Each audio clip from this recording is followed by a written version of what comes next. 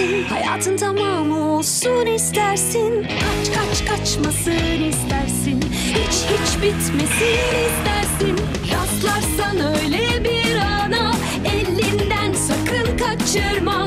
Koş koş peşinden kovala, tut elinden yakala.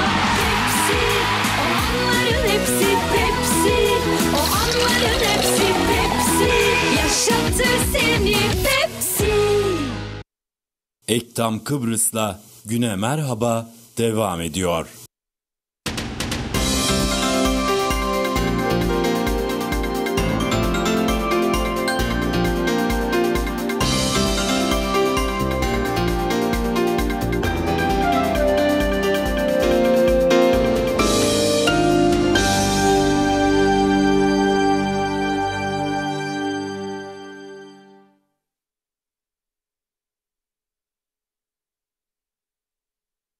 Değerli izleyenler, Güne Merhaba devam ediyor. Dün ve bu sabah da ifade ettiğim gibi stüdyo konuğumuz Tarım ve Doğal Kaynaklar Bakanı Sayın Erkut Şahali bizimle birlikte. Hatırlanacağı üzere geçtiğimiz haftada ifade etmiştim. Bütçe görüşmelerinin hemen ardından bizimle birlikte olacağını belirtmiştim. Ve sizlerden tabii soru da bekledik. Bu süreç içerisinde bize bazı sorular da gönderdiniz. Onları da soracağım. Hoş geldiniz. Hoş bulduk. Günaydın. Yoğun bir bütçe maratonunun ardından Doğru. Beraberiz. Tabii sizin mecliste ikinci döneminiz. Daha önce bu kadar yoğun olmuş muydu Sayın Şahali, yani böyle sabahlara kadar? Bu denli geç vakte kadar sürdüğü olmamıştı. En azından benim tanıklık ettiğim dönemde olmamıştı. Bu yıl biraz daha yoğun geçti. Muhalefet daha istekli katılım gösterdi. Neden acaba? Peki. İlgiyle izliyorlar hükümeti. Evet. Tabii sizinle konuşacağımız çok şey var. Bütçeniz de geçti. Yeterli bulabilir miyiz acaba bu bütçeyi planladığınız şeyler için? Çünkü bazı hani reformlardan bahsetmiştik. Seçilmeden önce de özellikle hayvancının tanımının yapılması vesaire gibi, hatta o büyük eylemlerde de konu olmuştu bu. Evet. Bunun için bütçe gerekli mi bilmiyorum. Fakat bu irade hala devam ediyor mu? Önümüzde yeni bir yıla gireceğiz 3-5 gün sonra. Olacak mı? Çalışmalar ne aşamadadır? Evet. Buradan başlayalım isterseniz. Yavaş yavaş Memnuniyetle. ısına gideceğiz. Bizi izleyenlere iyi bir gün dilerim. Müslüman olmayanların yeni yılını kutlarım. Şunu öncelikle ifade etmek gerekiyor. Bugün Noel günü çünkü, evet. O nedenle. Hiçbir bütçe yeterli değildir, onu söylemem gerekiyor. Ne bütçeyi yapanlar açısından ne o bütçeden yararlanacaklar açısından hiçbir bütçenin yeterli olduğunu söylemek mümkün değil. Çünkü hayatın devamı sürecinde ihtiyaçlar ortaya çıkar. O ihtiyaçları daha iyi bir biçimde karşılamak konusunda istekler hiç ortadan kalkmaz. Dolayısıyla bütçe her halükarda yeterli değildir. Tarım ve Doğal Kaynaklar Bakanlığı bütçesi biliyorsunuz cari giderler ve tarım destek kalemlerinden oluşur. Yatırım kalemlerinin tamamı Türkiye Cumhuriyeti tarafından finanse edilmektedir. Dolayısıyla 2019 yılı bütçesi içerisinde Tarım ve Doğal Kaynaklar Bakanlığı'na bağlı tüm birimlerde yatırım unsurları hep sıfır olarak gösterilmiştir. Nitekim muhalefet bunu yeni keşfetmiş gibi eleştiri konusu haline de getirdi. Şu projeden vaz mı geçtiniz, şu projeden vaz mı geçtiniz diye. Bütçe tekniği açısından kısa bir bilgi vermek isterim. Bütçede adı geçmeyen konularla ilgili herhangi bir harcama yapmak yıl içerisinde mümkün değildir. Ona biz bütçe kalemleri deriz. O bütçe kalemlerinin anıldığı noktalarda devletin farklı noktalarından, farklı unsurlarından kaynak aktararak o projeleri gerçekleştirmek, o konuda harcama yapabilmek mümkün hale gelir. Dolayısıyla biz bütçe kalemlerini oluştururuz, içine ödenek koymayız. Çünkü Türkiye Cumhuriyeti'nin 2019 yılında ülkemize sağlayacağı yardımlar henüz netlik kazanmadığı için o kalemler ödeneksiz olarak bütçede ismen anılır. Bilahare Türkiye Cumhuriyeti'nin sağlayacağı katkıyla ilgili mutabakat sağlandığı noktada o kalemlere aktarmalar yapılır. Onun dışında tarım destek bütçesidir elbette sorduğumuz soruyla doğrudan ilişkili olan, yani işte tarım kesimine aktarılacak devlet desteği, gerek doğrudan gelir desteği olarak gerek girdi desteği olarak tarım destek bütçesi elbette yeterli değildir. Şunu ifade etmem gerekiyor. 2019 yılı için öngörülmüş olan tarım destek bütçesinin toplamı 160 milyondur. Bu 160 milyon örneğin maaş ve diğer cari ödemelerle ilgili bir ayda yapılması gereken harcamanın yarısından azdır. Bir yılda tarım kesiminin tamamına ödenecek olan para bir aylık devletin maaş ve ücret giderlerinin yarısının altındadır. Dolayısıyla tarım kesimine sağlanan destekler her zaman için toplumda tartışma konusu olur. Devlet bu yükümlülüğünü kimi zaman yeterince etkili bir biçimde yerine getiremez, kimi zaman gecikerek yerine getirir. Bazılarını bir sonraki yıla ertelemek zorunda kalır ve hep tartışma konusu olur. Ve tarıma uzak kesimler de her zaman için tarım kesiminin alacağı destekleri tırnak içinde sanki de hak edilmemiş destekler olarak öngörür. Halbuki tarım kesimine sağlanan destekler bizlerin öncelikle gıda ihtiyacını, sağlıklı gıda ihtiyacını karşılamak amacıyla devletin sağladığı katkıdır. Tarımsal faaliyetin sürdürülebilmesini mümkün kılmak bakımından. Üstüne üstlük tarımsal üretim sanayi üretimi gibi değildir. Sanayi üretiminde elbette beklenmedik gelişmeler olması pek muhtemeldir. Ama tarım kadar beklenmedik gelişmelere duyarlı bir üretim unsuru değildir örneğin sanayi üretimi. Örneğin bir çatısı vardır fabrikaların. Tarımda üretim faaliyeti tamamen doğaya teslim vaziyette sürdürülür. Yağış azlığı üretim faaliyetinin aksamasında bir sebeptir. Aşırı soğuk, aşırı sıcak, susuzluk, beklenen veya beklenmeyen biçimde gerçekleştiği takdirde tarımsal üretim bundan çok olumsuz etkilenir. Dahası ekonominin bütününden de tarımsal üretim doğrudan etkilenir. Örneğin yaz aylarında, sonbaharın ilk günlerinde yaşadığımız süt krizinin temel sebebi aslında Türk parasının dolar karşısında, döviz karşısında değer kaybetmesi nedeniyle hayvancılıkta gerekli girdilerin döviz nedeniyle aşırı pahalanması, buna bağlı olarak hayvancının temel sattığı ürün olan sütün fiyatının aşağıda kalması. Dolayısıyla giderlerin gelirle karşılanamamış olmasıydı temel sebep. Dolayısıyla tarımsal üretim ekonomiden de doğal sebeplerden de aşırı etkilenen bir üretimdir. Bu riskleri azaltmak için zaten devlet tarımsal üretimi destekler. Dışa bağımlılığı azaltmak, olağanüstü koşullarda ortaya çıkması muhtemel gıda eksikliğini telafi etmek bakımından devletin tarım kesimine destek sağlaması kaçınılmazdır. Dahası tarım önemli bir istihdam alanlarından biridir ekonomide. Dolayısıyla tarımsal üretimin sorunsuz bir biçimde devam edebilmesi, sürdürülebilir kılınması aynı zamanda tarımda istihdam edilenlerin de o iş kolunda kalmasının sebebi haline gelir, ona yardımı dokunur. Dolayısıyla bu çerçevede tarım destek bütçesinin ele alınması gerekir. Elbette öngördüğümüz kaynakla 2019 yılını konfor içinde geçireceğimizi söylemek mümkün değildir. Çünkü beklentiler çok daha fazladır. Gerek bakanlık olarak gerek tarım kesimi olarak ama ülkenin imkanlarını da unutarak hareket etme şansımız yoktur. Tarım bu denli önemli olduğu halde ülkenin her konuda gerekli kaynağı sağlamak gibi bir yükümlülüğü olabilir devletin. Ancak bunu her zaman başarmak mümkün olamayabilir. Dolayısıyla biz elimizdeki kaynağı olası en verimli bir biçimde kullanmaya çalışacağız ve tarım kesimini hem tarım iş kolunda tutmaya hem de yaptığı işten haz almaya yardımcı olmaya çalışacağız, desteklemeye çalışacağız. Evet. Şimdi tabii birkaç husus var. Örneğin tam olarak tarım politikası konusu hep konuşulur. Hani işte ne kadar verimli ürün yetiştiriliyor, ne kadar ülkemizin hem coğrafyasına hem işte meteorolojik durumuna göre ürün yetiştiriliyor. Bunlarla ilgili bir tarım haritası ve tanımlama, buna göre teşvikler vermek gibi bir durum söz konusu mudur? Gündemimizde midir? Böyle bir çalışma var mı ya da? Böylesi bir çalışmanın altyapısı vardır şu şekliyle. Ülkenin toprak analizleri, toprak haritası çıkarılmıştır. Hangi bölgedeki toprağın ne gibi ürünler yetiştirmeye elverişli olduğuna ilişkin detaylı analizler gerek ilgili devlet kurumları gerekse üniversitelerin katılımıyla yapılmıştır. Dolayısıyla biz toprak varlığımızın niteliğinden haberdarız.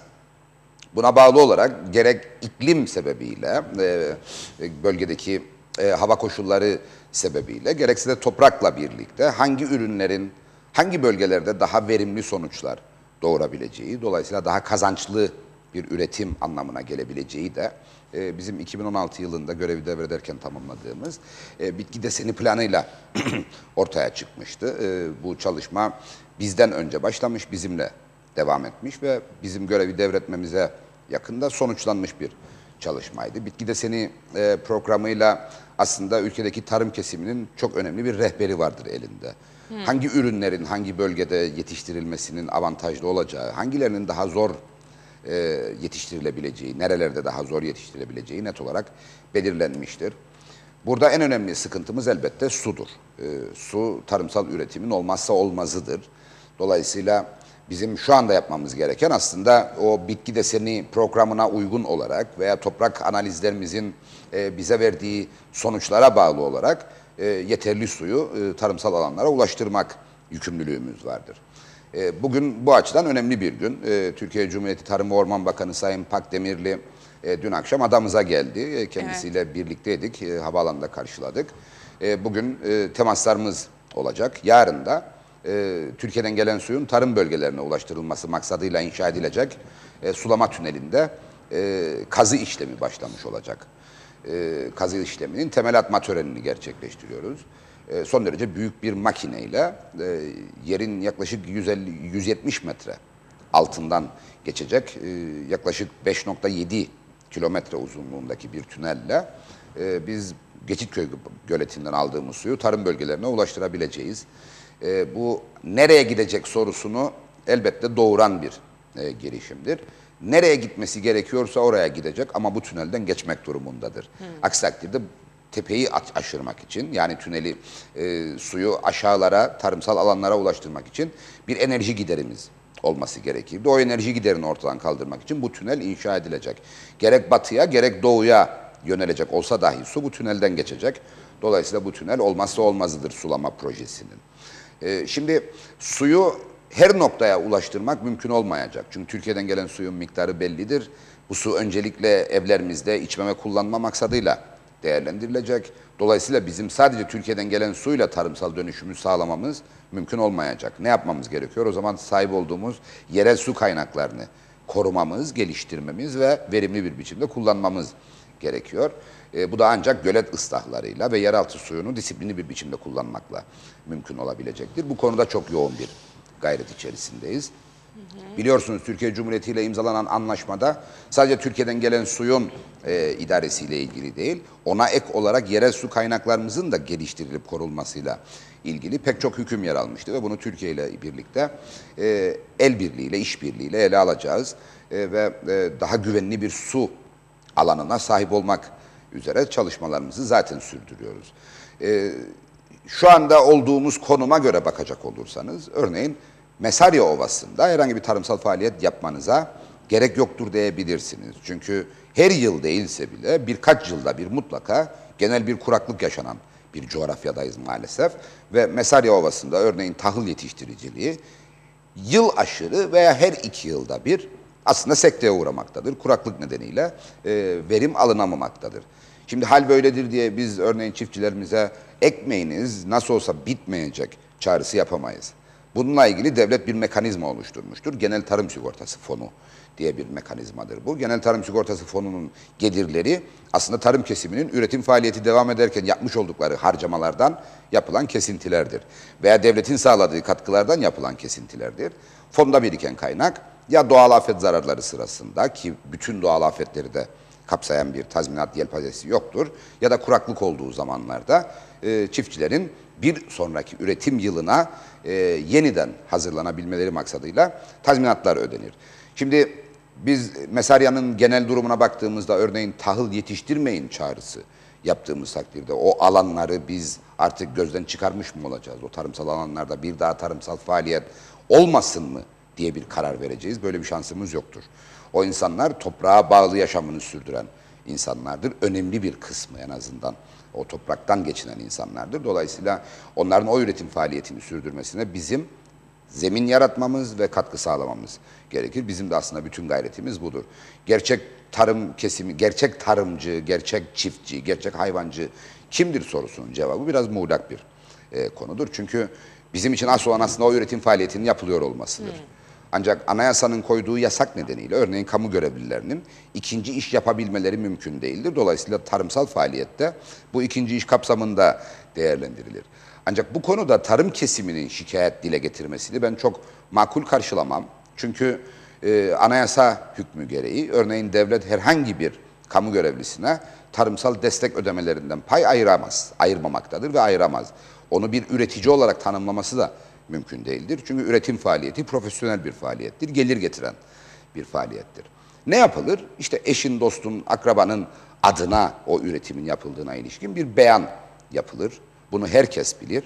Ancak o adına beyan yapılanın eğer bu işi yapmasına engel bir durum yoksa da siz hayır bu işi yapmıyorsunuz, size destek falan da vermiyoruz deme şansına sahip değilsiniz.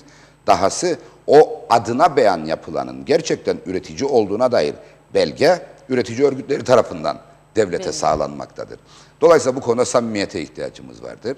Eğer gerçekten birileri sahte insanlar adına veyahut başka insanları kullanarak kendi yaptığı faaliyeti devlete belgeliyorsa bu belgenin muteber sayılabilmesi için tasdik üretici örgütlerinden gelir. Dolayısıyla ben üretici örgütlerinin gerçek çiftçinin tanımlanmış olması konusundaki taleplerini aslında ev ödevini yapmamış olmanın sonucu olarak değerlendiririm. Örneğin Kıbrıs Türk Çiftçiler Birliği, örneğin Kıbrıs Türk Hayvan Üreticileri ve Yetiştiricileri Birliği. Gerçekten çiftçi olmayan veya gerçekten hayvancı olmayan birilerinin bu faaliyeti yürüttüğünü ve devletten de kaynak aldığını iddia ediyorsa bilinmelidir ki o kaynağın verilebilmesinin koşulu o örgütlerin vermiş olduğu belgeyle o kişiyi tanıtmış olmasıdır. Dolayısıyla bu konuda bir samimiyet yapılanmasına ihtiyacımız vardır diye düşünüyorum. Evet, bu arada sorular geliyor. Onları aktaracağım ama önce birkaç tane soru var. Onları da paylaşmak durumundayım Sayın Şali ile. Daha sonra sizin sorularınıza döneceğim. Gölet ıslahı dediniz. Gölet ıslahındaki kasıt nedir? Onu açmak istiyorum. Çünkü geçtiğimiz haftalarda bizim kameramanımız sevgili Abdullah Su İçmez. Çok hassas bu konuda. Çok hassas. Birkaç tane görüntü çekip sanıyorum size de göndermiş, kendi beyanına göre ifade ediyorum. Şu anda mesela yönetmenime bakıyorum. Abdullah Su İçmez'in sayfasında da göletlerle ilgili klasöründe bazı fotoğraflar var ki işte göletlerin içerisinden çıkan bir takım hortumlar, hortum mu, boru mu ne deniyorsa onlara. Birileri oradan bazı yerlere bağlantı yapıyor. Göletin içerisinden suyu çekiyor. Kimisi bazılarının işte arazisine, bazılarının mandırasına, bazılarının başka bir yerlerine gittiği söyleniyor. Ben şuradan şuraya gitti, bu kişiydi deme şansına sahip değilim ama bunlardan mı bahsediyoruz? Veya işte bir sürü ölü balıklar falan kurumuş derelerin içinde. Evet. Ama aynı dere su çekiliyor çünkü. Bu mudur bahsettiğimiz yani şey? şudur. Ya da o nedir? Gölet ıslahı aslında göletlerin öncelikle yeterli suyu amaca uygun olarak tutabilmesini sağlamaktan ibarettir. Bizim ülkemizde iki tür gölet vardır. Bazıları sulama göletidir, bazıları emdirme göletidir. O emdirme göletleri aslında yeraltı su kaynaklarını beslemek üzere oluşturulmuş ve yer üstünde çok fazla su kullanılsın diye de bir maksadı olmayan göletlerdir. Bunlar çok önemli göletlerdir. Belli midir onlar? Tabii yani? ki, Bilinir. tabii ki. Tamamı kimliklendirilmiştir. Ancak bizim şöyle bir sorunumuz var. Gerek yer yüzeyinde su tutup da sulama amaçlı kullanmak için oluşturulan göletlerde, gerekse emdirme göletlerinde çok uzun yıllar kaynak yetersizliği nedeniyle rehabilitasyon çalışması, ıslah çalışması maalesef yapılmadı. Ve ne oldu? Belli başlı arızalar çıktı günün sonunda. Örneğin bazı göletlerimizin savak denilen yani suyu tutmaya yarayan bentleri hasar gördü. Kapakları bilerek veya bilmeyerek bak böyle bir hasara, şey var. Motor bağlamış evet, mesela adam. Uğratıldı. Dolayısıyla o göletler yeterli suyu gereken zaman süresince tutamıyorlar. Yani ya bentten su kaçırır ya kapaklar iyi kapatılamadığı için su kaybı söz konusu olur. Bir diğeri yıllar itibariyle gölete olan su akışı nedeniyle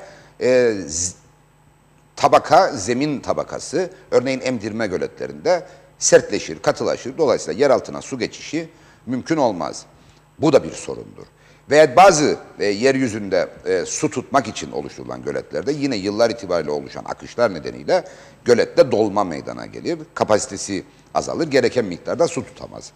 Şimdi benim esas olarak gölet ıslahından kastım bu işte gölet zemininde oluşan ek taşıma malzemenin oradan çıkarılması, bentlerin tamiratı veya kapaklarının çalışır vaziyette tutulmasıdır. Değerli Abdullah'ın ortaya koyduğu konu bir başka konudur. Bizim göletlerimizi ıslah ettikten sonra özellikle sulama maksatlı oluşturulan göletlerden disiplinli bir biçimde su kullanılmasını sağlamaya dönük işleri yapmamız lazım. Bu insanlar mesela izin alarak mı koyuyor o şeyleri Kimisi oraya? izinli yapıyor, kimisi izinsiz yapıyor. Ama şöyle bir şey var, bizim göletlerden, bütün göletlerimizden diyelim, çünkü bazılarında o disiplin sağlanmıştır. Örneğin Lefke Barajı'ndan veya Gemikonağı Göleti'nden disiplin altında su kullanılıyor.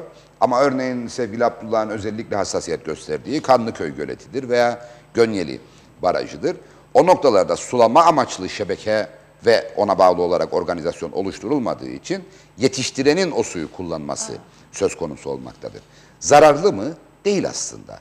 Biz o suyu sonuçta tarımsal maksatla ya yer altını beslesin diye ya yeryüzünde sulama yapılsın diye oluşturmuşuz ama o oluşuma ek olarak örneğin disiplinli bir biçimde tarımsal alanlara suyu götürecek, onu sayaçlandırarak satılan bir yapıya büründürecek harcamayı yapacak paramız olmadığı için bunu gerçekleştirememişiz. Dolayısıyla gölete en yakın parseller ondan istifade edebilir konumda oluyor. Bu eşitsizlik yaratan bir durumdur.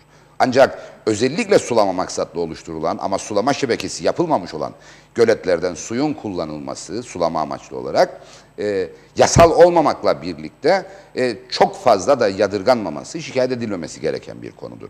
Esas sıkıntı emdirme amaçlı yapılan, yeraltı su kaynaklarını besleme amaçlı yapılan göletlerin sulama maksatlı kullanılmasıdır. Çünkü o suyun bir an önce yer altına geçmesi ve yeraltı su kaynaklarını beslemesi hedeflenmişken onu siz yer üstünde tüketirseniz günün sonunda yeraltı su kaynaklarında ciddi bir zafiyete uğrarsınız.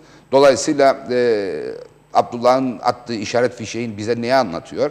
Göletlerimizi ıslah etmemiz lazım ve göletlerdeki suyu maksadına uygun olarak kullanılabilecek altyapıyla donatmamız gerekiyor. Bu şeyde balıklar falan da öldü. Balıklar tabii ya bu dünyanın her yerinde olabilen bir şeydir. Yani suyun bol olduğu zamanda ya farklı noktalardan gelen derelerden, diğer göletlerden, barajlardan gelen balıklar veyahut toprakta saklı kalmış yumurtaların açılmasıyla oluşan balıklar suyun azaldığı dönemde eğer popülasyon yeterli miktara ulaşmışsa maalesef oksijen azlığı nedeniyle ölebiliyor.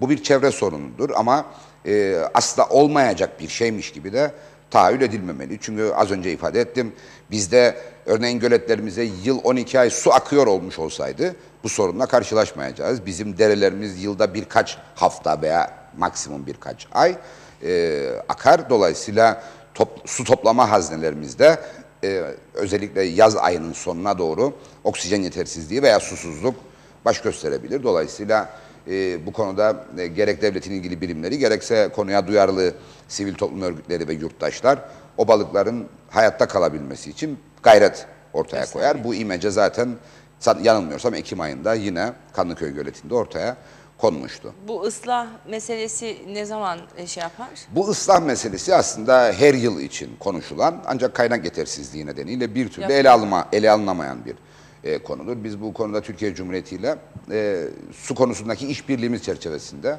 görüşmeyi sürdürüyoruz. Bu yıl yağışlar oldukça iyi gidiyor. Umuyorum ki ülkenin ihtiyaç duyduğu suyun tamamını sağlayacak ve bunu yaparken de felakete yol açmayacak kadar verimli yağışlarımız olsun yıl boyunca. Ancak şundan eminiz ki bazı göletlerimiz yaz sezonunda yine kuruyacaklar. İşte o kuruyanlara en azından doğrudan müdahale için hazırlığımızı biz şu anda tamamlamış vaziyetteyiz. Kuruma gerçekleştiğinde göletlerin hem setlerine, bentlerine hem de diplerine müdahale edilebilir hale gelindiğinde müdahale edilebilen her gölete bu yıl için ıslah çalışması başlatacağız. Çünkü su gerçekten bizim değerini her gün biraz daha fazla anladığımız ama gerçek değerini henüz kavrayamadığımız bir varlık, yaşam kaynağı. Dolayısıyla su konusunda son derece hassas ve disiplinli olmak zorundayız. Bir de aflatoksinli sütler var. Evet. Doğru ifade ettim herhalde. Evet. Aflatoksin, bazen alfa toksin diye ifade ediliyor. Aflatoksin. Aflatoksin Evet. demek doğru olan Evet. ifade etmişiz. Bunlar sanıyorum herhalde dökülmeye devam mı ediliyor? İmha ediliyor. Ton Şu anda gidiyor. yani o sorunun aşıldığını biliyorum. Çok çok küçük ve münferit bir iki sorunun olması pek muhtemel ve doğal. Ancak birkaç haftadır bizi meşgul eden sorun aşılmış vaziyette. Şunu ifade etmem lazım. Hayvancılarımız bu konuda son derece bilgili aslında. Zaman zaman bilerek veya bilmeyerek bu konuda sıkıntı yaşanması doğal karşılanmalı. Çünkü nemli bir mevsimdeyiz. Dolayısıyla bu nemli ortamda küf üremesi son derece kolaydır. Özellikle gece boyunca devam eden yağışla ıslanan yem ham maddeleri gündüz açan güneşle birlikte tam da mantari hastalıkların oluşmasına, küfün oluşmasına uygun ortama kavuşmuş olur. Dolayısıyla ortada büyütülecek bir şey yok. Aflatoksin sıkıntısını yaşadığımız süreçte toplanan süt miktarıyla aflatoksinli olduğu için imha edilen süt miktarını kıyasladığınızda %1'in altında bir orandır. Dolayısıyla bunu makul karşılamak ve paniğe kapılmamak lazım. Ne kadar imha edildi? En son aldığım veriye göre 135 ton 135 ton civarıydı. civarı. 10 bin ton civarında dönem içerisinde 10 bin ton civarında toplanan sütün sadece 135'iydi imha edilen. Dolayısıyla paniğe yol açacak bir durum söz konusu değildir. Dahası panik varmış gibi yapılan beyanlara da itibar gösterilmemesi gerekir diye düşünüyorum. Çünkü bu ülkenin hayvancısı az önce ifade ettiğim gibi kendini geliştirmek, kazancını artırmak ve çiftliklerini güvende tutmak için çok ciddi bir birikime sahip oldu, deneyime sahip oldu. Bu deneyimi, bu birikimi biz günün bilimsel verileri doğrultusunda pekiştirmek için belli bir süredir, yaklaşık 2 aydır Hayvancılık Dairemiz, Süt Endüstrisi Kurumu ve Veteriner Dairesi'nin iştirakiyle eğitim çalışmaları düzenliyoruz. Özellikle hayvancılığın yoğun yapıldığı bölgelerden başlamak üzere. Ve bu eğitimlerde çok pozitif dönütler alıyoruz, feedbackler alıyoruz. Hayvancılarımız son derece memnun kalıyorlar bu eğitimlerden. Çünkü işin belli başlı püf noktalarına da işaret ediyor eğitmenlerimiz, hayvancılık dairemizin mühendisleri. Ve o püf noktalar aslında es geçilmemesi halinde son derece önemli sonuçlar, olumlu ve önemli sonuçlar yaratıyor hayvancımız lehine. Bunu deneyimleyenlerin daha sonra bize sağladığı geri dönüş bizi fazlasıyla memnun ediyor doğrusu. Evet. Bunun TÜK'ün verdiği yem gıdayla alakası var mı? Yoktur. Yani Yoktur, şu konuda değil mi? müsterih netlik olunmalı. kazansın diye Elbette soruyorum. çok iyi ediyorsunuz. Çünkü bizde maalesef yürüttüğünüz denetim faaliyeti sırasında ortaya çıkan olumsuzluklar sanki o denetim faaliyetini yürütmemişsiniz gibi algılanır. Örneğin işte cuma günleri bitkisel denetim analiz raporları açıklanır. İşte 5 kalem üründe kalıntı tespiti. Sanki de o kalıntı tespiti yapılmamış da kazayla ortaya çıkmış gibi zehirleniyoruz diye başlıklar altında görürsünüz onu. Halbuki o faaliyet yapıldığı için o tespit ortaya çıktı, ortaya çıkarıldı. Dolayısıyla bundan mutlu olmak lazım. Şunu ifade etmem lazım. Yem ham maddeleri şöyle çantalarla kilo halinde bu ülkeye gelen ürünler değildir. Gemi dolusu gelir. Dolayısıyla bu ürünlerin analizi mutlak suretle yapılır. Nerede yapılır? Mausa Limanı girişinde gemi rıhtıma yanaşmadan alınan numunelerle yapılır. Çıkan sonuçların gereken kriterleri sağlaması kaydıyla ülkeye tahliyesi gerçekleştirilir. Rıhtıma yanaşma izni o tahlil sonuçlarından sonra verilir. Dolayısıyla bu konuda herhangi bir risk almak söz konusu değildir. Çünkü örneğin analizi yapılmamış 3000 ton arpanın rıhtıma indiğini düşünün. Ve analiz sonucuna göre ya kalıntı ya aflatoksin içerdiğinin tespit edildiğini düşünün. O 3000 tonluk ürünü tekrardan gemiye yükleyip de yurt dışına paketlemek çok kolay değildir. Çok zor bir işlemdir, pahalı bir işlemdir. Dolayısıyla bu riski göze almazsınız. O geminin bir günlük liman kirasını ödersiniz ve onu gerekirse bir gün daha bekletirsiniz ve ona bağlı olarak tahliyesine izin verirsiniz. Tahliye edilen yemler ne olur peki? Tahliye edilen yemler yem satıcılarının ve Toprak Ürünleri Kurumu'nun ambarlarına gider. Dolayısıyla ülkenin dört bir yanından limandan bir anda ürün dağıtımı da söz konusu değildir. Liman Kontrol ambarlara yani. ambarlara gider. Ambarlardan hayvancılar satın alır onu. Ambardaki depolama sırasında da hayvancılık dairemiz düzenli olarak bu ürünlerin kalite kontrolünü yapar, denetimini yapar. Dolayısıyla bu ürünlerin işte hastalık barındıran veya zararlı içeren ürünler olarak ülkeye girdiğini söylemek çok fahiş ve gerçek olmayan bir iddia olur. Satıcıların depolarındaki ürünün uygun şartlarda depolanıp depolanmadığı, satılan ürünün analiz sonuçlarının ne olduğu hayvancılık dairesinin denetimine tabidir. Bunu tüm yem ham maddesi ithal edenlerden ve satanlardan zaten teyit etmek pek mümkündür. Dahası biz devletin sahip olduğu arşivden bu konuda yürüttüğümüz faaliyetin verilerini de arzu eden herkesle paylaşacak durumdayız. Dolayısıyla bu konuda bir şeyimiz, şeffaflık dışında bir duruşumuz söz konusu olamaz. Çünkü risk aldığınız takdirde ülkenin hayvan varlığı tehlikeye girer. Ülkedeki süt üretimi, süte bağlı sanayi işletmeleri ve yaklaşık 50 bin kişilik bir tarım kesimi doğrudan ve çok ağır bir biçimde, olumsuz bir biçimde etkilenir. Bu konuda herhangi bir kontrol zafiyeti içine girmiş olmak intiharla eşdeğerdir neredeyse. Dolayısıyla biz bu konuda çok hassasız.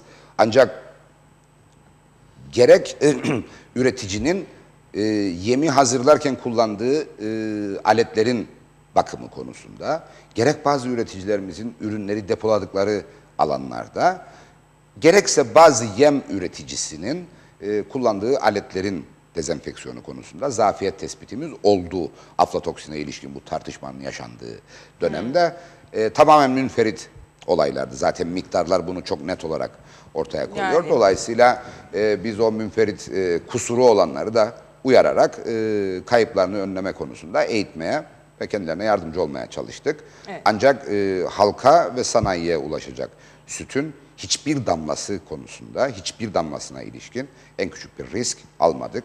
Yaptığımız tespitlerin tamamı imhayla sonuçlanmış tespitlerdir ve bu konuda Hayvan Üreticileri ve Yetiştiricileri Birliği'ne de resmi olarak bildirdik.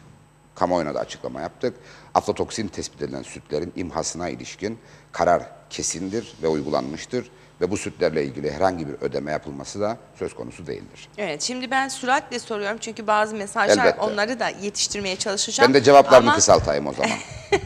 Ne kadar çok soru o kadar aydınlatıcı olur diye düşünüyorum. dolaylı olarak. Aldım mesajı. Çok pardon, ne yapayım, süremiz yok. Bir de sizin Türkiye'den misafiriniz Evet. var, mevkidaşınızla Evet. görüşeceksiniz. O yüzden siz de geç Öncesinde meclis bırakmak var, istemem. dolayısıyla kısa keseceğim. Şimdi standartlara göre hellimdeki hellim tescili biliyorsunuz bizim ülkemizde çok tartışılan ve bizim için Kıbrıs Türk'ü için de önemli Önemli bir bir konudur. mesele, evet. Standartlar, eğer yanlışsam lütfen düzeltin, büyükbaş hayvan sütünün %49'u geçmemesi gerekiyor maksimum diye biliyorum. Peki biz küçükbaş hayvan yetiştiriciliğine, yani hayvan sayısını arttırmak, verimini güçlendirmek için bir politika güdüyor muyuz şu anda? Elbette güdüyoruz. Ne yapıyoruz? Elbette Kısaca hemen güdüyoruz. bunu da alalım. Bir de tescil konusunda ne şunu yapıyoruz? ifade etmem lazım. İfadeniz doğrudur. Bizim hellim diye Avrupa'ya anlattığımız, onların da tescilledikten sonra bu sizin anlattığınız hellimi yapın ve sadece size ait olsun diyecekleri üründe %50 küçükbaş hayvan sütü varlığı esastır. Nihai hedef olarak şu an için yakalanmış olması gereken düzeyde yaklaşık olarak %20 civarıdır aslında. Yani o bir zaman takvimine yayılmıştır. Henüz tescil gerçekleşmediği için bir bağlayıcılığı yoktur ama örneğin yarın hellim tescili gerçekleşirse ve bizim Avrupa'ya ihracat kanallarımız arzu ettiğimiz kadar genişlerse bizim Avrupa'ya hellim adı altında ürün satışımız ciddi anlamda tehlike altında olacak. Çünkü bizde şu an için hayvan başı üstünden yapılan hesaplamada küçükbaş süt varlığımız %10 civarındadır. Yani büyükbaş süt miktarına göre, küçükbaşta hayvan varlığımıza göre hesap ederek diyorum. Neden? Çünkü hellim sanayinde, daha doğrusu süt sanayinde, ülkemizde kurulu süt sanayinde küçükbaş hayvan sütü henüz bir cazibesi olmayan pahalı bir üründür. Dolayısıyla küçükbaş hayvancımız sağdığı sütü daha ziyade kendi ev ekonomisi çerçevesinde değerlendirir. Ya hellim yapar satar ya yoğurt yapar satar.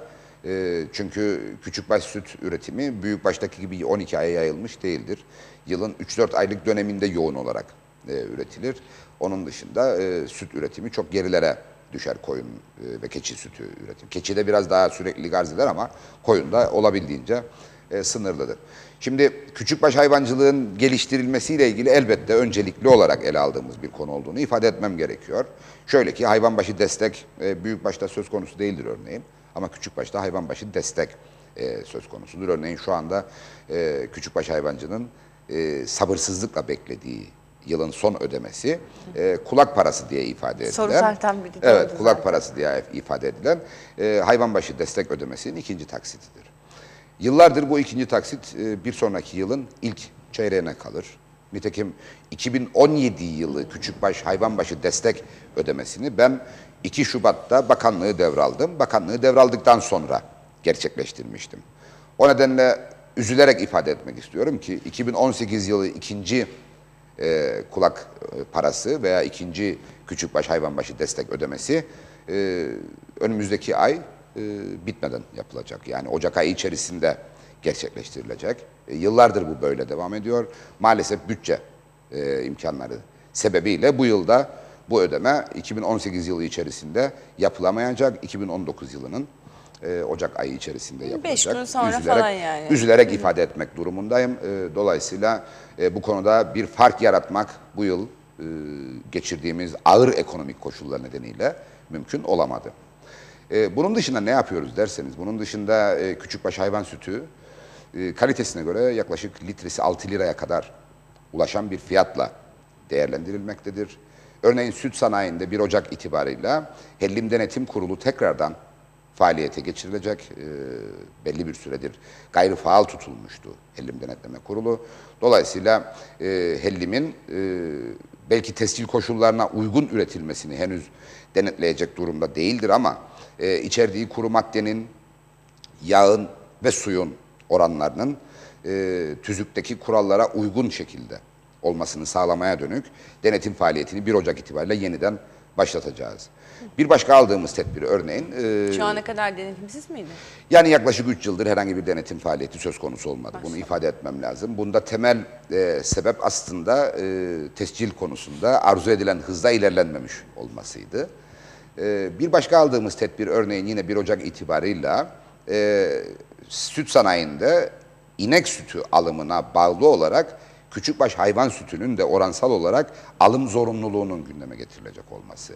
Yani siz bir fabrika olarak günlük 40 ton süt alıyorsanız ve örneğin küçükbaş hayvan sütü de yaklaşık %10 civarındaysa o gün için toplanan süt, siz o gün için 400 kilo da küçükbaş hayvan sütü almakla yükümlü olacaksınız. Aksi takdirde büyükbaş hayvan sütü alımı konusunda sıkıntı yaşayacaksınız. Bazı işletmelerimiz bunun üstünde ürün talep edecekler. Örneğin küçükbaş hayvan sütü kullandıkları, ürettikleri ürünün muhtevasına bağlı olarak. O noktada belki yetersizliğimiz olur. O gün için bir mecburiyet ortaya çıkmayabilir.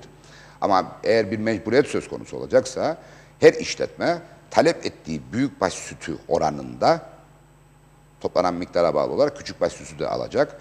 Dolayısıyla bizim bütün gayretimiz olan küçükbaş hayvan sütünün süt endüstrisi kurumu aracılığıyla pazarlanması konusunda yeni bir aşamaya gelmiş olacağız.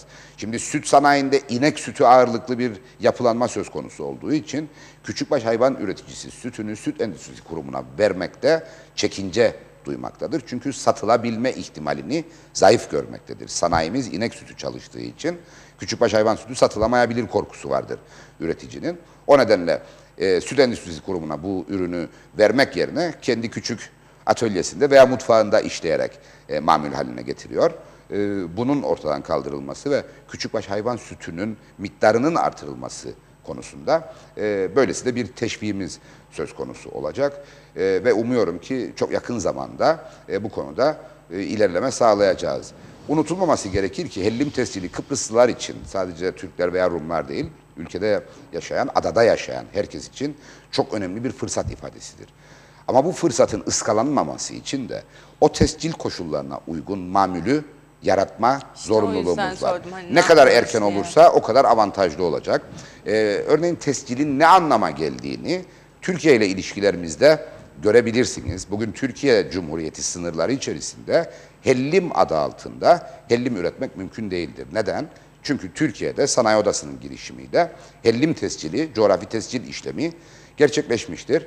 O nedenle zaten Türkiye'de belli başlı firmalar örneğin ülkemizde hellimi üretip bizim sanayicimize ürettirip fason olarak kendi markalarıyla Türkiye'de satışa sunmaktadırlar. O yüzden Türkiye'deki bazı firmalar hülle yaparak hellim yerine ızgara peyniri adı altında hellimi pazara çıkarmaktadırlar. Bu konu önemli bir konudur. Avrupa'da belki yine bu hülleye başvurabilecek hellim üreticileri olacaktır. Örneğin İrlanda'da veya İngiltere'de hellim üreten firmalar vardır ve hellimin coğrafi tescili konusunda ciddi anlamda muhalefet yapmaktadırlar. Kıbrıs adına tescillenmesini engellemeye dönük. Örneğin o işletmeler, aralarında Kıbrıs Türk üreticiler de vardır bu arada, İngiltere'de veya İrlanda'da üretim yapanların. Örneğin onlar grilled cheese diye hellimi veya hallumiyi üretip satmayı deneyebilirler. Avrupa'da bu konuda tescil koşulları biraz daha ağırdır. Bizim bu doğrultuda Türkiye'de de ilerleme ihtiyacımız vardır. Ama öncelikli zorunluluk, ihtiyaç değil zorunluluk, küçükbaş hayvan sütünün miktarını ve hayvan varlığını elbette artırmaktır. Biz de bunun için çalışıyoruz. Evet, son benim sorumu da sorup ondan sonra sizin sorulara geçeceğim. Umarım zaten birçoğunu cevap vermişsinizdir. Salhane açılışını hatırlıyorsunuz. Birlikte siz Evet. de oradaydınız. Açıldı değil mi? Şu anda faaliyette mi? Sınırlı bir faaliyet Sınırlı devam bir ediyor. faaliyeti var. Bizim öngördüğümüz faaliyeti başlatmak henüz mümkün olmadı. Üzülerek ifade etmek Neden? istiyorum. Eylül ayı itibarıyla Hayvan Üreticileri ve Yetiştiricileri Birliği ile imzaladığımız protokolün bu hükmünü maalesef hayata geçirmek mümkün olmadı. Sebebi tamamen lojistik gerekçelerdir. Gerek mezbahanın sahibi olan Lefkoşa Türk Belediyesi'nin, gerek Hayvancılar Birliği'nin, gerekse Toprak Ürünleri Kurumu'nun o mezbahada bizim o protokolde öngördüğümüz işi yapabilmemiz için şart olan araçları Hayvanları taşımak için. taşımak amaçlı. Hem hayvanları mezbahaya taşımak hem eti kasaplara taşımak için gerekli filoyu maalesef henüz oluşturamadık. Ne kadardı ki Bu maliyeti? bir filo diyorum. Yaklaşık olarak 6-7 araçlık bir filoya ihtiyaç vardı. Ne için? İşte çiftliklerden hayvanların mezbahaya taşınması, mezbahadan sonra buzluklu ve hijyenik araçlarla sözleşme yapacak kasaplara taşınmasıyla ilgili o filoyu oluşturmak maalesef mümkün olmadı. Toprak ürünlerinin böylesi bir mali kabiliyeti yoktur. Ne kadardır maliyeti bunların? Yani yaklaşık Ortalama olarak yani. araç başına 200 bin lira Araç başına demeniz 200 gerekiyor. Yani birkaç milyonluk bir yatırım ihtiyacı söz konusuydu. Hazine ile Lefkoşa Belediyesi'nin ortak çalışması henüz sonuç vermedi. Hayvancılar Birliği'nden zaten bu konuda bir beklentimiz olamaz, söz konusu değildi. Onlar işin yararlanıcı pozisyonundaydılar. Dolayısıyla böyle bir beklenti, makul bir beklenti olmazdı. Maalesef bunu hayata geçiremedik. Çalışmamız devam etti mi? Aslında biz TÜK olarak bu konuda sonuç almak amacıyla ciddi bir gayret içerisinde olduk. Örneğin Merkezi İhale Komisyonu vasıtasıyla bu filonun hizmet alımı şeklinde devreye alınmasıyla ilgili ihale düzenledik. Katılan olmadı. Çünkü katılması en muhtemel olanlar halihazırda bu sistemi yürütenlerdir. Niye kendi işlerini bozsunlar ve aracı pozisyonundan aslında taşıyıcı pozisyona geçsinler diye de sorabilirsiniz. Makul bir soru ama yapacak başka bir şeyimiz yoktu. TÜK'ün, Toprak Ürünleri Kurumu'nun parası olmuş olsaydı en azından 3 veya 4 tane soğutuculu araç, ona bağlı olarak da hayvan taşımaya uygun araçlar satın alır ve bu operasyon hemen başlardı. Bu maalesef mümkün olmadı. Dolayısıyla Lefkoşa Türk Belediyesi'nin mezbahası da hala sınırlı kapasiteyle kullanılmakta. Çünkü kurulu bir düzen kolay değişmiyor. Lefkoşa Türk Belediyesi'nin kendi mali değerlendirmesi o mezbahanın tam kapasite çalışmaya elverişli olmadığına ilişkindir. Dolayısıyla o hacmi bizim yapacağımız operasyonla artırmak ve randıman kazandırmak söz konusuydu. Henüz bunu başarmadık. Vaz mı geçtiniz diye soracak olursanız vazgeçmedik. Gayretimiz devam ediyor ama Toprak Ürünleri Kurumu en azından kendi başına, kendi mali kapasitesiyle bu işi bütünüyle üstlenip yürütebilecek kabiliyetten yoksundur. Evet. Sistemin nasıl çalıştığını soracak olursanız şu anda sistem nasıl... özel kişilerin mandıralardan mezbahaya taşıdıkları hayvanlar. Mezbahada kesimi gerçekleştirdikten sonra ya mezbahanın tedarik ettiği, ki bu ülkedeki 2 özel mezbaha ve belediyelerdir. ya mezbahanın tedarik ettiği araçla kasaplara taşınır veya kasaplar doğrudan mezbahadan kendi etlerini teslim alarak dükkanlarına taşırlar. Dolayısıyla bunun disiplinli bir biçimde devam edebilmesi için henüz arzu ettiğimiz mali kaynağa tek başımıza sahip değiliz. Kaynakları birleştirerek bir sonuç elde etmek için de çalışmaya devam ediyoruz. Evet, yani vazgeçmedik, birkaç Hayır, milyona vazgeçmedik. ihtiyacımız Hayır, var diyorsunuz. vazgeçmedik. Evet.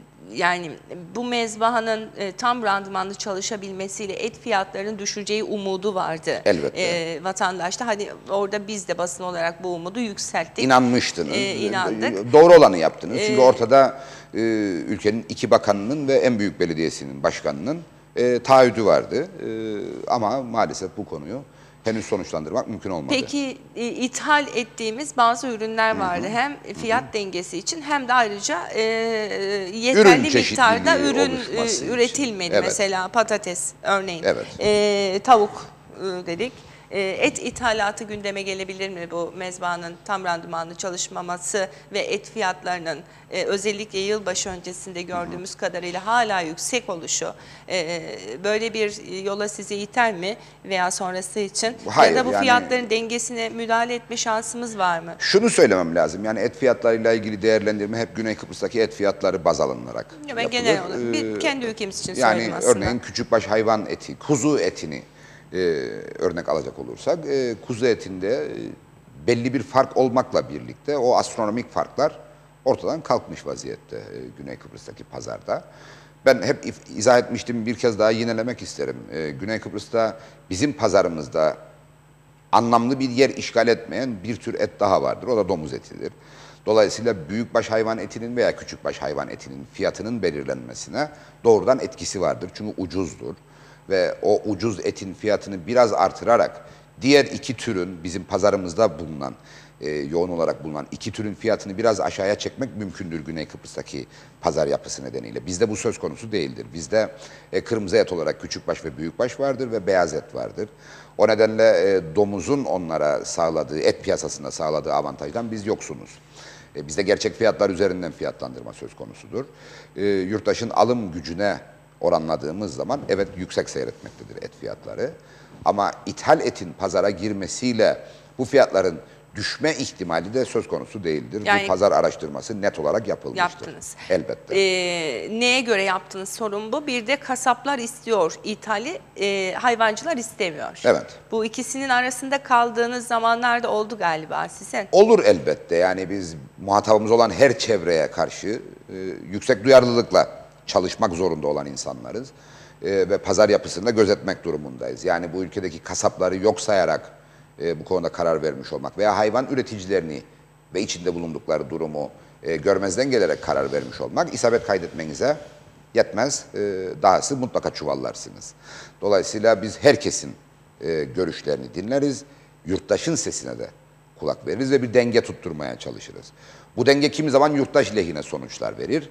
Kimi zaman üretici lehine sonuçlar verir. Örneğin yaz boyunca yaşadığımız domates krizi yurttaşın aleyhine sonuçlanmış. Yurttaşa düşük kaliteli ürünün yüksek fiyatla satılmasına sebebiyet vermiş.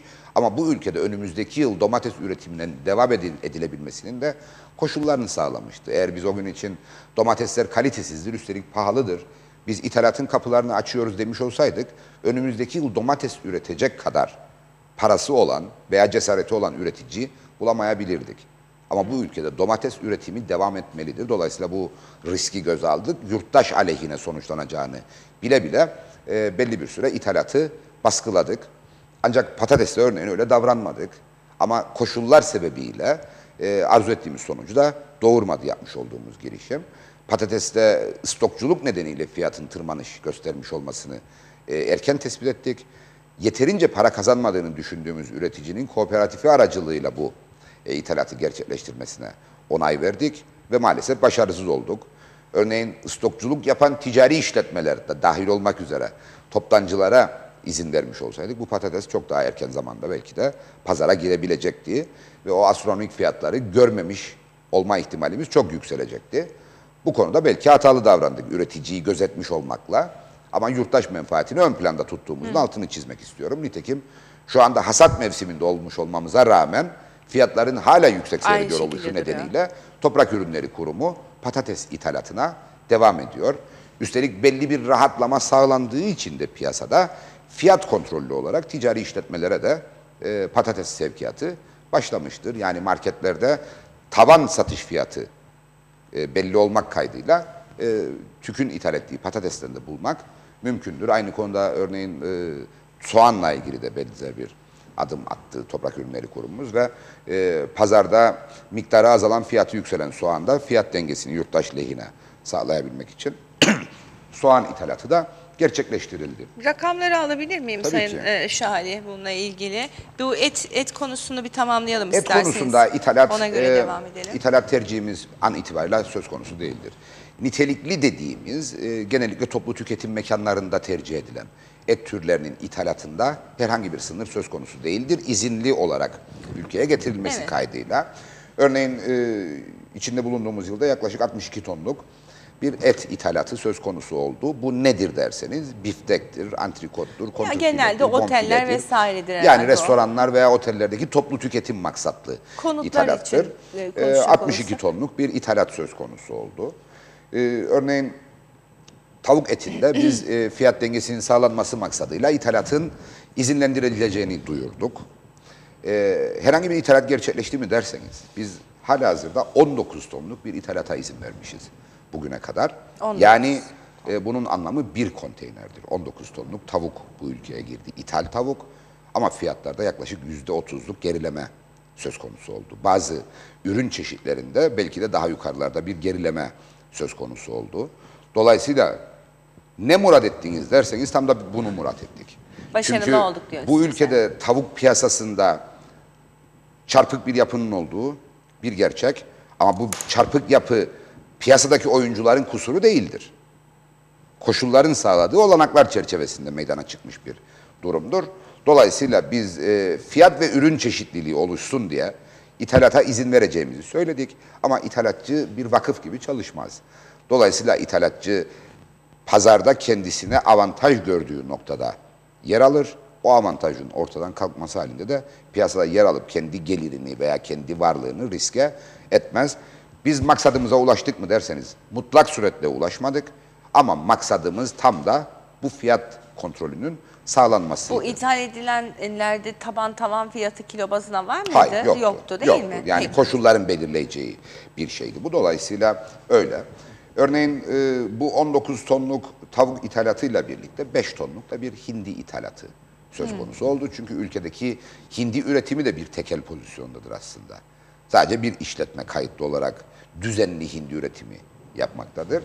Ve bu 5 tonluk hindi ithalatı da ne üreticinin dengesini bozmuş ne de tüketiciye doğru dürüst yansıması olmuş bir durumdur. Ama yine aynı şekilde fiyatın kontrol edilebilirliğini sağlamak bakımından önemli bir avantaj sağlamıştır. Örneğin 23 Kasım'dan beridir Toprak Ürünleri Kurumumuz 315 tonluk patates ithalatı gerçekleştirmiş. Bunun yaklaşık 250 tonunu kendi satış noktalarından hane halkına yani ticari maksatlı olmayan biçimde satmış. Geriye kalan 65-70 tonunu da fiyat kontrollü olmak kaydıyla ticari işletmelere vermiş. Nedir onda taban fiyatı? Söylemiş miydiniz? Yani biz 3.90'dan satışını 3.90 diye anımsıyorum. Yanılmıyorsam 4.30'u geçmeyecek veya 4.50'yi geçmeyecek şekilde ticari satışının yapılabilmesine olanak sağlanmıştı. Soğan? Soğan'da 90 tonluk bir ithalat söz konusu oldu. Yine Toprak Ürünleri Kurumu aracılığıyla. Soğan ilginçtir. Soğanın üretildiği sezonda ihracatıyla ilgili başvuru yapılmıştı bakanlığımıza ve ihracatını yasaklamıştık. Niçin? Yani üretim alanlarındaki varlığı ve ülkede yıllık olarak ihtiyaç duyulan ürünü hesapladığımız zaman üretilen soğanın bu ülkenin ihtiyacını tüketilebilir bir fiyatla sağlayabileceğini öngörmüş ve ihracat izni vermemiştik. Ne kadar doğru yaptığımız bugün anlaşılıyor sanıyorum. Çünkü sadece 90 tonluk bir ithalatla hem pazar ihtiyacını hem fiyat dengesini sağlamak mümkün olabildi. Eğer o ihracata onay vermiş olsaydık belki de patatesin başına gelenler soğanın başına katmerli biçimde gelmiş olacaktı. Dolayısıyla böyle. Tarım dairemiz ülkede yapılan tüm bitkisel üretimi sürekli olarak denetlemekte ve gözetlemektedir. Gözetlemekten kastım şudur.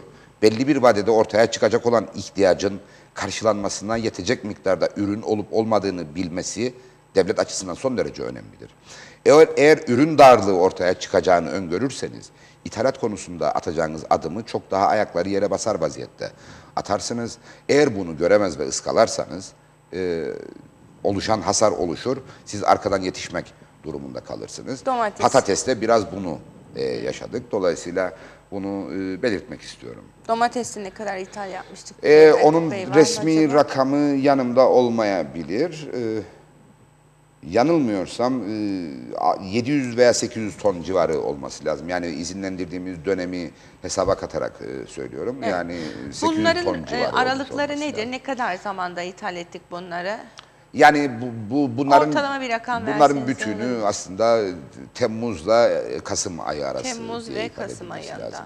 Veya Evet. Temmuz'da günümüz, ama şey konusunda, örneğin tavuk konusunda veya et konusunda verdiğim yıllık rakamlardır. Evet. Yine mesela en fazla tartışılan konulardan bir tanesi de süt ürünleri ithalatıyla ilgili. İçinde bulunduğumuz yılda yaklaşık olarak 2846 tonluk bir süt ürünü ithalatımız söz konusu oldu. Bu da sahip olduğumuz süt varlığı ve satışını gerçekleştirdiğimiz süt mamulleriyle kıyasladığımız zaman oldukça düşük bir orandır. Bunun altını çizmek Evet. istiyorum. Bence bana kalsa bir saat daha konuşurum Evet. sizinle ama sizin çok yoğunluğunuz var bu kapsamda. Bir izleyicimiz şöyle demiş, özür diliyorum sorularınızı aktaramayacağım galiba. Yani bir 5 dakika, iki tane. sizin 5 dakikanız varsa benim bir 5 dakikam O daha zaman olabilir. aktaralım. Meclis mesaisini kısaca aksatmak Peki. kaydıyla. Yönetmenime de baktım, o da kafa salladı. Bir izleyicimiz şöyle, yani Çiğdem Hanım diyor, benim anladığım şey, Erkut Bey şunu mu söylüyor? Biz pahalı et yemeye devam edecek miyiz? Lütfen anlayacağım dilde söylesin.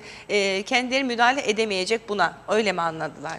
Yani Öyle eti mi? ucuzlatmak amacıyla bu ülkenin hayvancısını para kazanamaz noktaya düşürürsek, gün gelir bugünkünden çok daha pahalı et yemek zorunda kalırız.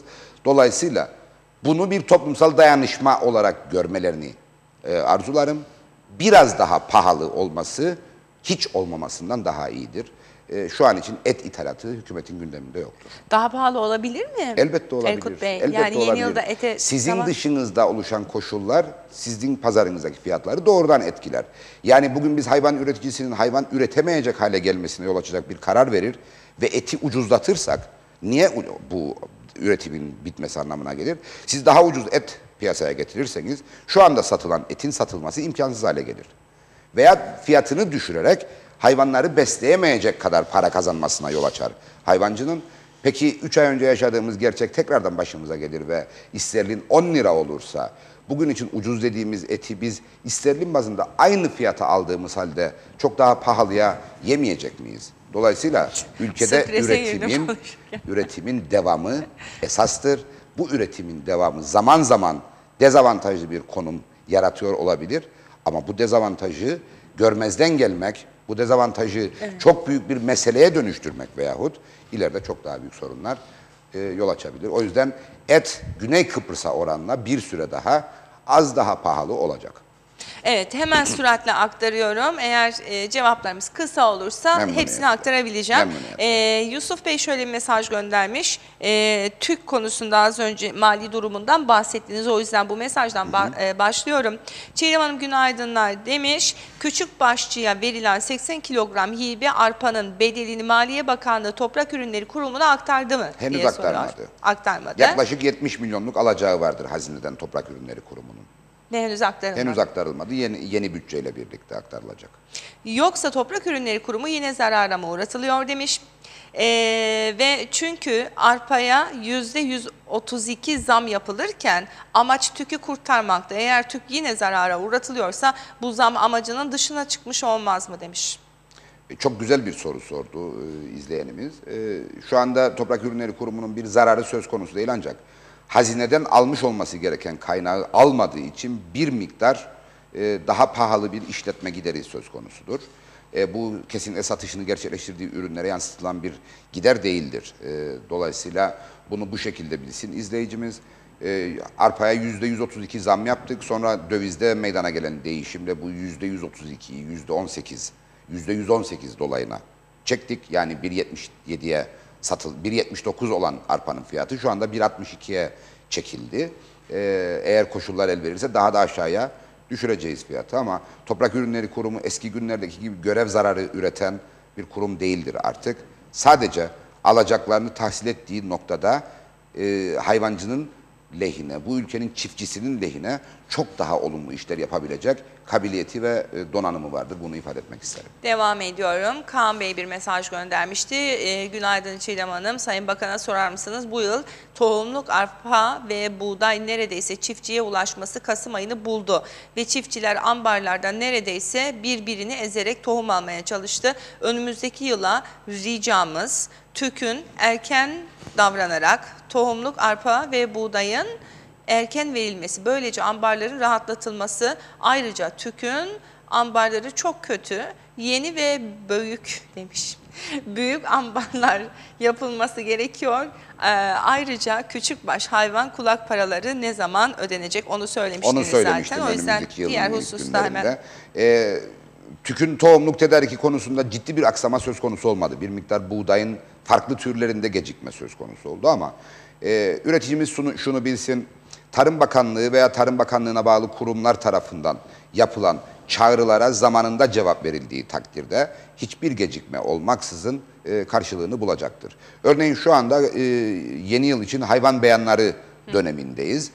Maalesef biz ödeme yaptıktan sonra dahi beyan vermek isteyen üreticilerimiz vardır. Dolayısıyla bizim duyurduğumuz sınırlı zamanlar içerisinde yükümlülüğünü yerine getiren üreticilerimiz hiçbir sorunla karşılaşmayacaklar. Örneğin şu anda tohumluk patates dağıtım dönemindedir Toprak Ürünleri Kurumu. Bununla ilgili müracaatları 2 ay önce kabul etmiş ve ona göre tohumluk ithalatı gerçekleştirmişti. Ama bugün beni ve çalışma arkadaşlarımı yığınla üreticimiz tohumluk talebiyle aramakta.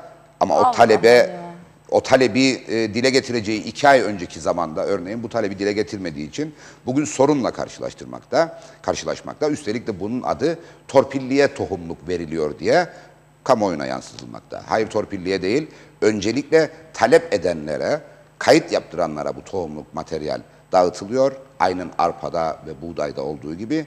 Ardından talep yapmayanların taleplerine göre dağıtımda söz konusu olacak. Dolayısıyla benim üretici kesiminden talebim şudur: Toprak Ürünleri Kurumu'nun, Genel Tarım Sigortası Fonu'nun, Veteriner Dairesi'nin, Tarım Dairesi'nin yapmış olduğu çağrılara zamanında cevap versinler ki herhangi bir teknik sıkıntı yaşanmasın. Acaba duymazlar mı yani muhtarlıklara mı söylemek Nasıl olsa lazım yani? şudur varsayım, aslında duyuluyor.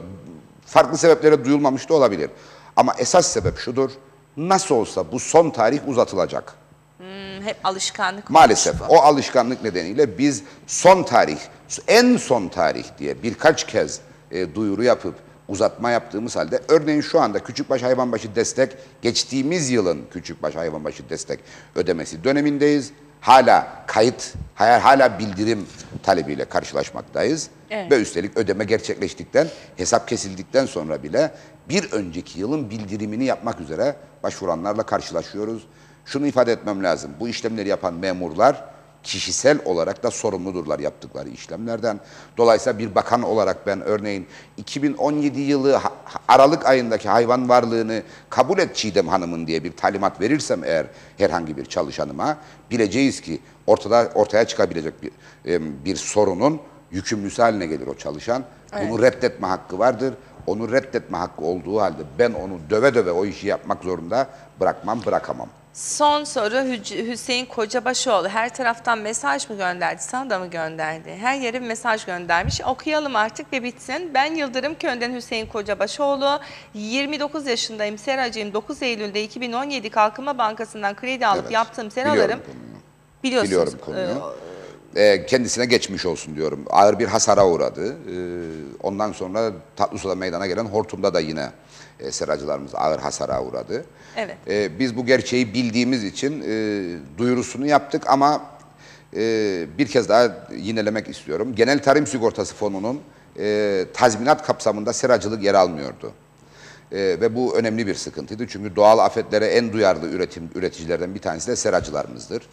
1 Ocak itibarıyla seracıların Genel Tarım Sigortası Fonu kapsamında değerlendirileceğini duyurmuştum.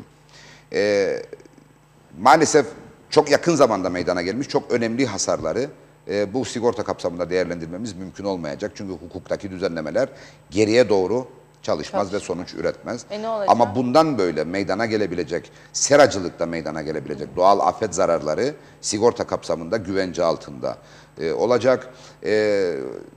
Değerli Kocabaşoğlu'nun ve seraya, Tatlısu'daki seracılarımızın uğramış oldukları zararlar devletin genel afet zararları listesine kaydedildi. Bunlarla ilgili ödeme ne zaman yapılır diye sorarsanız, ben bu konuda çok gerçekçi olduğum için çok huzurlu hissediyorum kendimi. Aslında huzursuzum devletin bu konuda taahhütlerini yerine getirmekte geciktiği için, ama gerçeği konuşmanın da kişisel huzurunu yaşıyorum. O da şudur: Kuzey Kıbrıs Türk Cumhuriyeti Devleti bugün itibarıyla 2009 yılı içerisinde meydana gelmiş doğal afet zararlarını ödeyebilmiştir.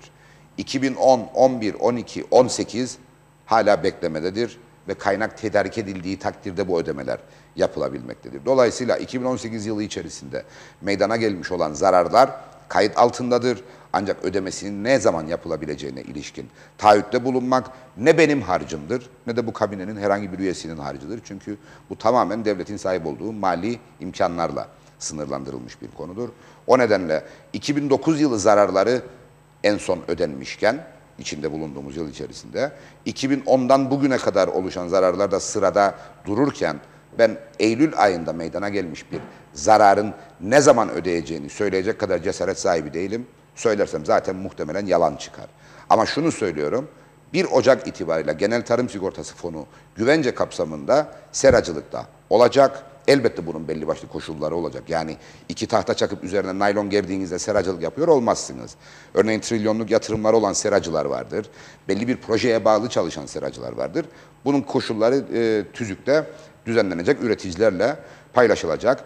1 Ocak diye ısrarla söylüyorum ama 1 Ocak'a bunu yetiştirememe ihtimalimiz vardır. Biliyorsunuz yapılan mevzuat düzenlemeleri önce Merkezi Mevzuat Dairesi tarafından, sonra Başsavcılık tarafından değerlendirilir. Ona bağlı olarak ya Bakanlar Kurulu'na veya Bakanlar Kurulu ve meclise gider.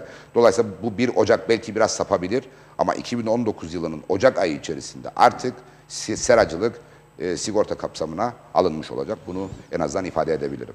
Kut Bey, 2009'dakiler ödendi dediniz. Evet. 2018 yılındayız. Aradaki yine 8 yıllık mağduriyetler zarar oldu. hala listelenmiştir. Bugün ve devletin, hala var. Evet. Şimdi şeyi soracağım. Niye Türkiye ile bir temasa geçip bunu acaba gidermek için yapmadınız diyeceğim. Onu da sizin boynunuza aslamıyorum. Çünkü 2009'dan buraya kadar kaç hükümet değişti, onun sayısını bile yani şudur, yapamadım.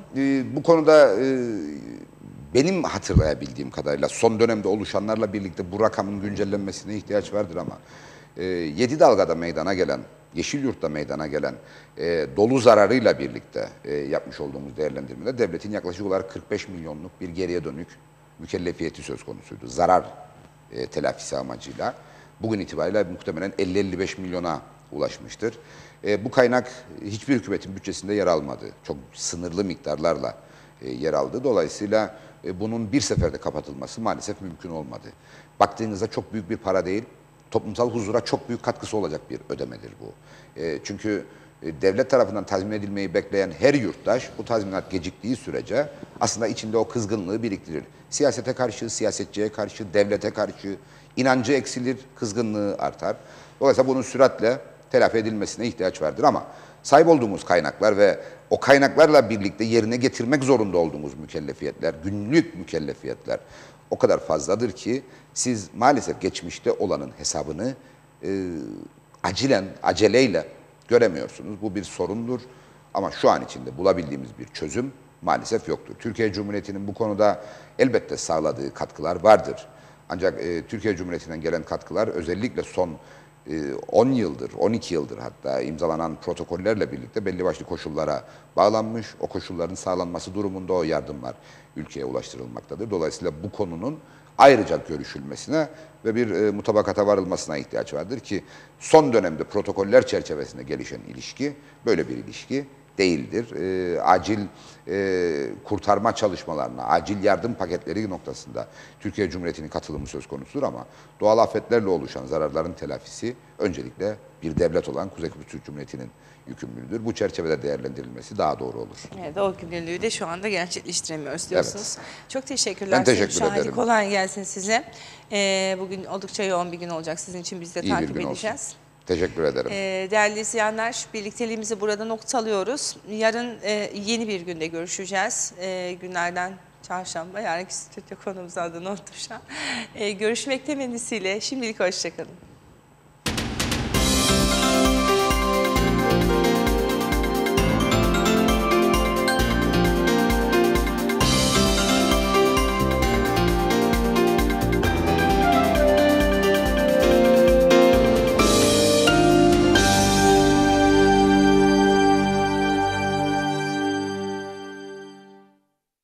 Bazanlar var dursun istersin, hayatın tamamı olsun istersin. Kaç kaç kaçmasın istersin, hiç bitmesin istersin. Rastlarsan öyle bir ana, elinden sakın kaçırma. Koş koş peşinden kovala, tut elinden yakala. Hepsi o anların hepsi Pepsi, o anların hepsi Pepsi. Yaşatır seni Pepsi. Ektam Kıbrıs Güne Merhaba'yı sundu.